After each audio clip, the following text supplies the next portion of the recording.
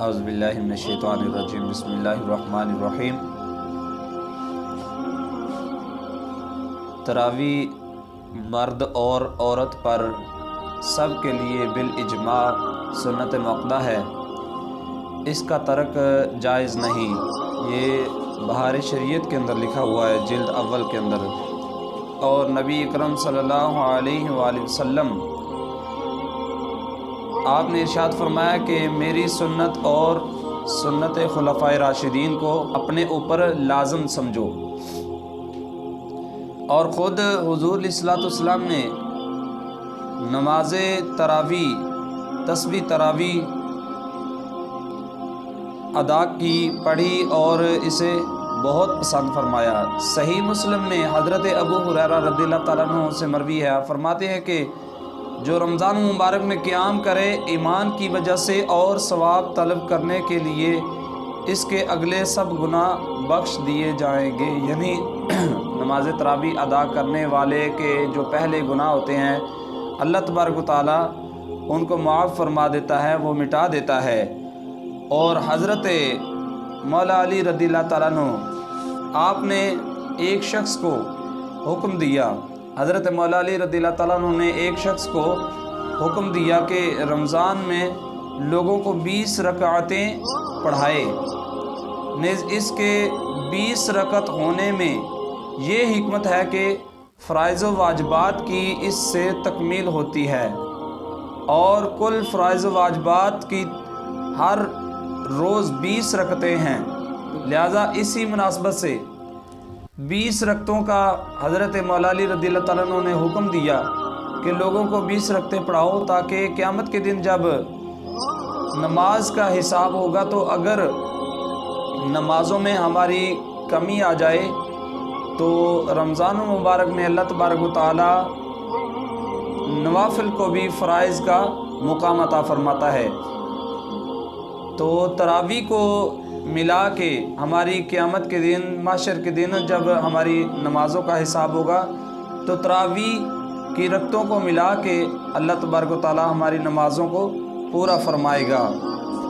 اور ہمارے اللہ تبارک و تعالیٰ نماز تراویح کو ملا کے ہماری نمازوں کو پورا کرے گا۔ تو اللہ تبارک و تعالیٰ سے دعا ہے کہ اللہ تعالیٰ ہمیں نماز تراویح ادا کرنے کی توفیق عطا فرمائے۔ اس کے علاوہ یہ حضرت علی المرتضیٰ رضی اللہ تعالیٰ عنہ آپ فرماتے ہیں کہ کسی نے حضور علیہ الصلوۃ والسلام سے رمضان شریف میں نماز تراویح کی فضیلت کے بارے میں پوچھا، تو حضور علیہ الصلوۃ والسلام نے ارشاد فرمایا رمضان المبارک کی پہلی رات کو ایمان والا گناہوں سے اس طرح پاک ہو جاتا ہے جیسے آج ہی ماں کے پیٹ سے پیدا ہوا ہو، جیسے آج ہی اس نے جنم لیا ہو۔ اور فرمایا کہ جب دوسری رات آتی ہے تو وہ نماز تراویح ادا کرتا ہے، پھر اس کے اور اس کے والدین کے تمام گناہ بخش دیے جاتے ہیں۔ اور حضور علیہ الصلوۃ والسلام نے فرمایا کہ جب تیسری رات آتی ہے تو عرش معلیٰ سے اس کو ایک فرشتہ اس کے گناہوں کی بخشش کی خوشخبری سناتا ہے۔ اور فرمایا کہ جب چوتھی رات آتی ہے تو وہ نماز تراویح پڑھتا ہے تو اس کو تورات، زبور، انجیل اور قرآن مجید کا ثواب عطا فرماتا ہے اللہ تعالیٰ۔ اور فرمایا کہ جب پانچویں رات آتی ہے تو اللہ تبارک و تعالیٰ اس کو اس شخص جتنا ثواب عطا فرماتا ہے جس نے مسجد حرام، مسجد اقصیٰ اور مسجد نبوی میں نماز ادا کی ہو۔ یہ شان ہے، یہ فضیلت ہے نماز تراویح ادا کرنے کی۔ اور المختصر حضور علیہ الصلوۃ والسلام نے ساری راتوں کا پورے مہینے کی فضیلت بیان فرمائی۔